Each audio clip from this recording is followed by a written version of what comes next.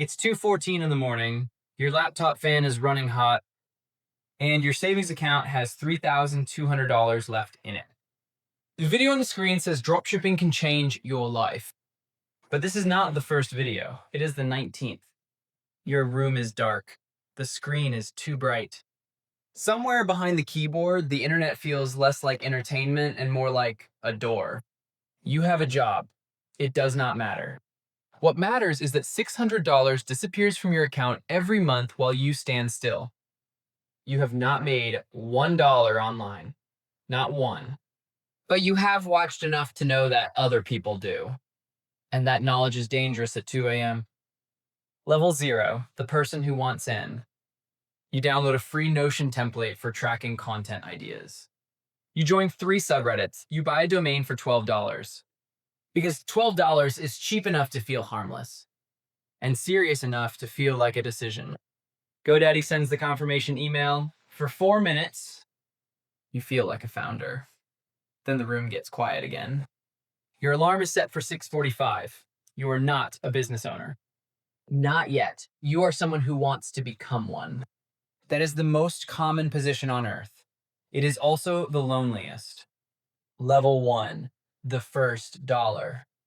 The first dollar does not arrive. It lands. You build something small.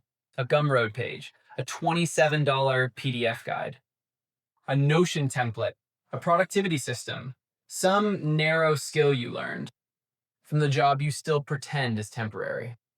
The product is not beautiful, the copy is too long, the checkout page feels exposed, like a window you forgot to cover.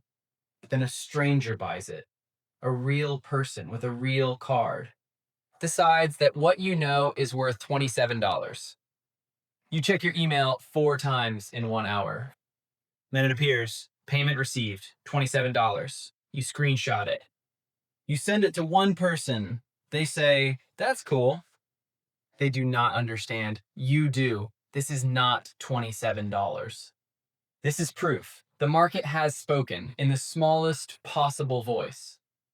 And you mistake the whisper for a verdict. You make $340 in the first month. Now you believe. And belief without skill moves fast toward the wrong wall. Level 2, the high-paying job. 18 months later, you are making $5,400 a month. Agency work, content, a small e-commerce store, 2 freelance clients. The exact mix does not matter. What matters is that every dollar still passes through you.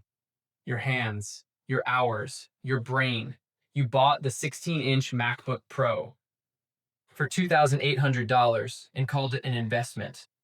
You moved a ring light into the corner of your apartment and called it an office. On Zoom, the frame looks clean. Outside the frame, your calendar looks like a construction accident.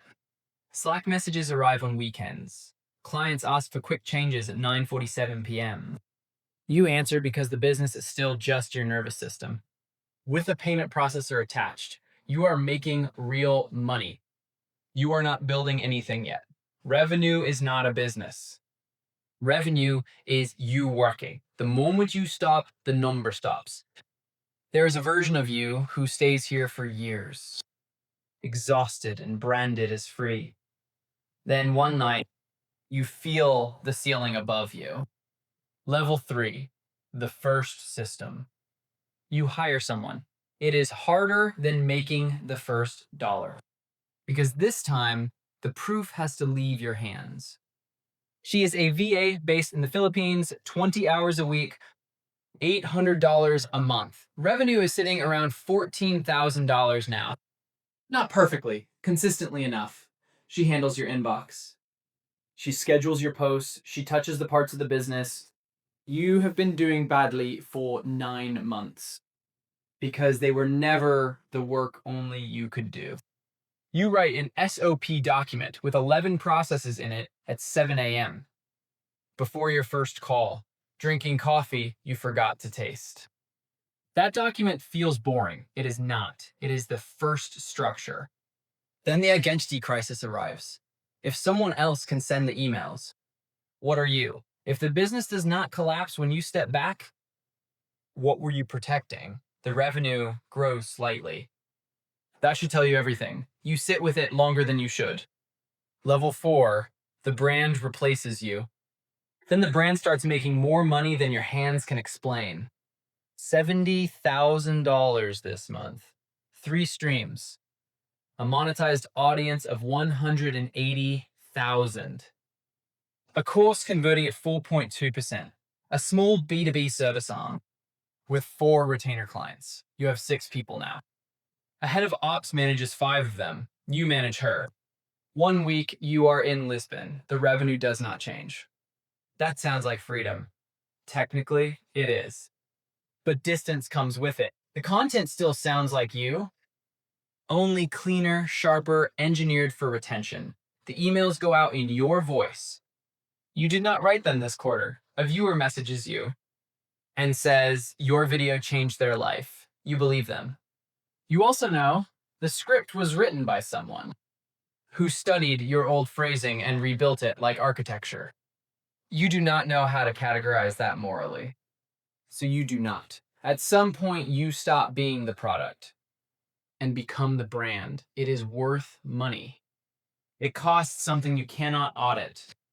Level 5, buying leverage. You stop building and start buying.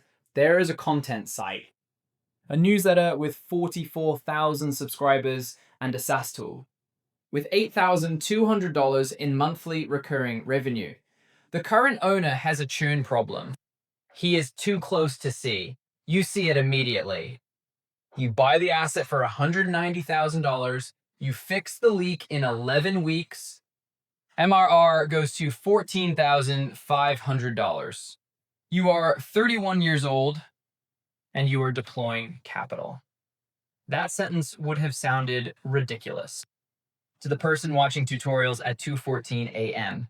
Your original brand still runs. You check the dashboard on Mondays. The work has changed shape. You read acquisition memos. You evaluate cap tables. You speak with brokers. At Flipper and MicroAcquire, you use private relationships built over 3 years of being visible in a small market. You are no longer selling what you know. You are buying other people's leverage. This is not better. It is not worse. It is colder. Level 6, becoming infrastructure. You do not have a product anymore. You are infrastructure. The platform began as a tool for your own team. Then you offered it to people in your network. Then people outside the network found it. Now there are 3,200 paying users at $97 a month. You did not plan to build SaaS. You solved the problem and the market decided what it was. But this level carries weight. When your platform goes down, other people's businesses go down. When you change a pricing tier, strangers write angry posts, migrate their data, and lose sleep. You also own 2 traffic sources that thousands of operators depend on. A newsletter with 290,000 subscribers, a content platform with distribution, in a vertical that has no other dominant voice. When you recommend something, it moves. When you ignore something, it stays invisible. The most powerful position in any market is the one that controls distribution without appearing to control anything. Late on a Tuesday, a strategic buyer sends a message. You do not negotiate yet. First, you ask why they want it. Level 7, the smaller room. You are on the other side of the table now. You have sold twice, taken chips off twice, and made investments in 11 companies. 4 failed cleanly. 2 are heading somewhere real. 1 returned 9 times. You advise 3 founders, not as a consultant, but as someone with scars, pattern recognition, and capital ready when timing turns sharp. Your name appears in other people's pitch decks as a signal. Advisor, previous exit, cap table validation. You attend a founder retreat in the mountains. There are 12 people there. Combined, they have built and sold companies worth over $400 million. The conversations are different here. Nobody is performing, nobody is pitching, everybody knows the version that never made it into the Twitter thread. The higher you go, the smaller the room gets. The smaller the room, the more honest the conversation becomes. Then you sit on a panel in front of 800 people and they ask what you wish you knew at the beginning. Level 8, the decision layer. The call comes in the morning, not from a startup, from a fund. They want you to anchor the LP position in a new vehicle focused on acquiring and operating content businesses. They have watched what you have done for 4 years. They want your thesis, your deal flow, your name, and your capital. You take notes on the yellow legal pad, old habit.